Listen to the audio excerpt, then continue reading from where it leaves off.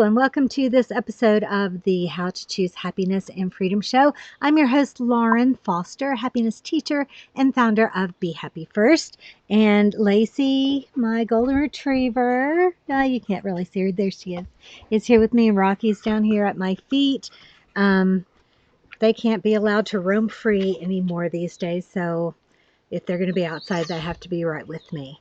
All right, so we're beginning a new month, which always makes me really, really happy. Good morning, Tammy. XOXO, hugs and kisses. I always love starting a new month, and this happens to be my favorite topic, called the power of words. And we're totally going to talk about all that, but it feels wrong to not address, not wrong, it feels necessary to talk about what's going on in our world at the moment, and all of the dissent and the violence and the uproar that is happening due to the racism that has been brought into the light in our society. Now, I say brought into the light because this isn't new. There's a catalyzing incident that has brought this to the forefront, and that has to be a good thing. It has to be of benefit so that the thought leaders in our world will take the steps to right the wrongs that are happening in our world. Now, we're talking about the power of words, and I'm choosing mine very carefully because it can be so easy to add fuel to the fire, in our attempt to help or our attempt to identify, to make things worse. And so, well, I'm following everything, and I'm paying attention to what's happening. I'm paying attention to what people are saying. I'm educating myself. I'm looking for ways to find the opposite of what it is that we are trying to abolish, the opposite of racism and divisiveness and prejudice and hate and all of those things, and to find a way to get behind those things with all of my heart. And the only thing that I can share at this point is that you start in your own heart, examine your own thoughts and your own feelings and the way you are living your own life, and what ripples you are creating, what examples you are setting. And are you using the power of your creative energy to sow love and to sow peace, to sow forgiveness, to sow acceptance and oneness, which is the final and ultimate truth? We are all divine creatures walking around in separate bodies that all look different, and getting back to that understanding that we are spirit, we are pure spirit, each and every one of us, all put here for our own unique and divine purpose, and to make the rest of it irrelevant. That's the goal that I have. And although I'm really willing to share as far as original words, because I'm still finding my way. But as I was doing my research this morning, I was inspired to look into some of Martin Luther King's work. And somehow when I first woke up this morning, I was thinking of Viktor Frankl, who was the author of Man's Search for Meaning.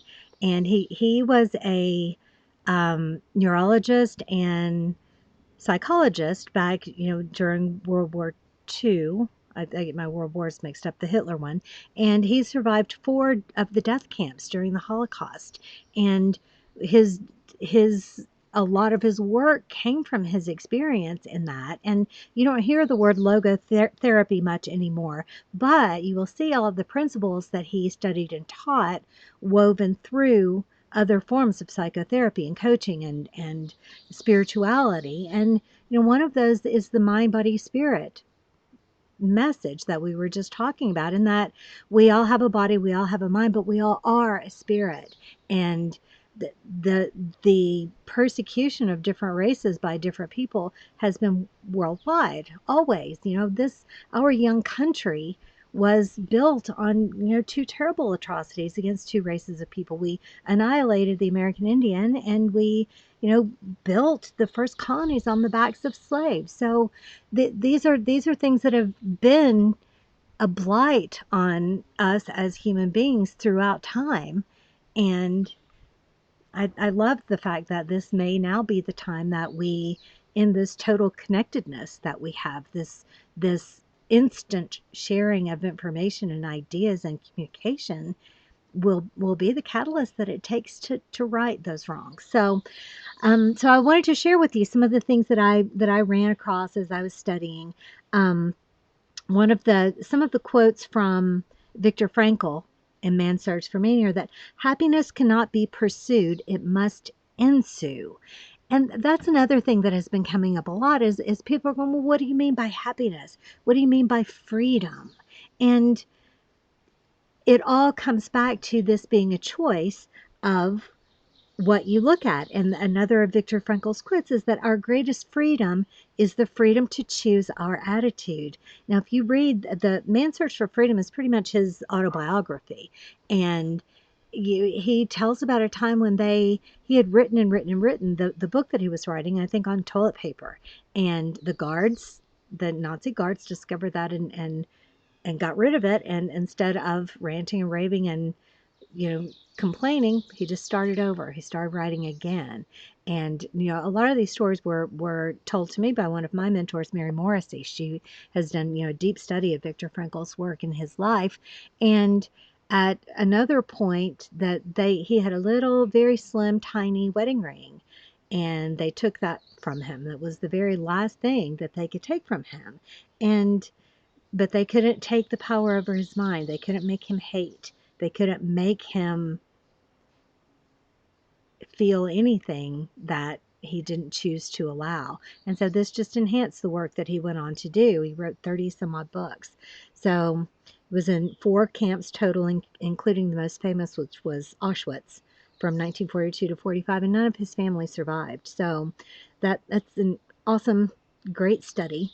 And he says that everything can be taken from a man but one thing, the last of the human freedoms to choose one's attitude in any given set of circumstances. So no matter what is happening around us, we always get to choose our perspective. And there's power and there's freedom in that. So it's a freedom that we have. So maybe what I should be teaching is just how you acknowledge and claim that freedom that is yours already, that is your birthright. Okay, and so the prayer of St. Francis Assisi always comes to mind. Sarah McLachlan made it into a beautiful song. Wayne Dyer loves the teachings of St. Francis, but that goes like this. Lord, make me an instrument of your peace. Where there is hatred, let me sow love. Where there is injury, pardon. Where there is doubt, faith. Where there is despair, hope. Where there is darkness, light. Where there is sadness, joy. O divine Master, grant that I may not so much ask to be consoled as to console, to be understood as to understand, to be loved as to love. For it is in giving that we receive. It's in pardoning that we are pardoned. It's in dying that we are born to eternal life. So that to me just speaks everything as to how we as a human soul are to move around in this little short existence that we spend in this human body. So the Martin Luther King quotes, these were amazing. And I got into this whole, I always want to make certain that the things that I'm sharing with you are real and true and are actually what came from the mouth of the person we say they came from. And, a lot of times people will latch on to one little sentence that's moved around and changed and turned into something different and then attribute it to the original author. And that has sort of happened with this quote, in that the way that we hear it the most is that darkness cannot drive out darkness. Only light can do that. Hate cannot drive out hate. Only love can do that. And that part of the quote is true, but it needs the parts that are around it. So the whole thing goes like this. Why should we love our enemies? The first reason is obvious. Returning hate for hate multiplies hate, adding deeper darkness to a night already devoid of stars. Darkness cannot drive out darkness. Only light can do that. Hate cannot drive out hate. Only love can do that. Hate multiplies hate. Violence multiplies violence. And toughness multiplies toughness in a descending spiral of destruction. Now we all talk about this. How we always talk about how this is a spiral universe. And when you are offering positivity and love and compassion and happiness. You are attracting and creating more things that are like that, creating a beautiful spiral and beautiful ripples that spread that back out into the world.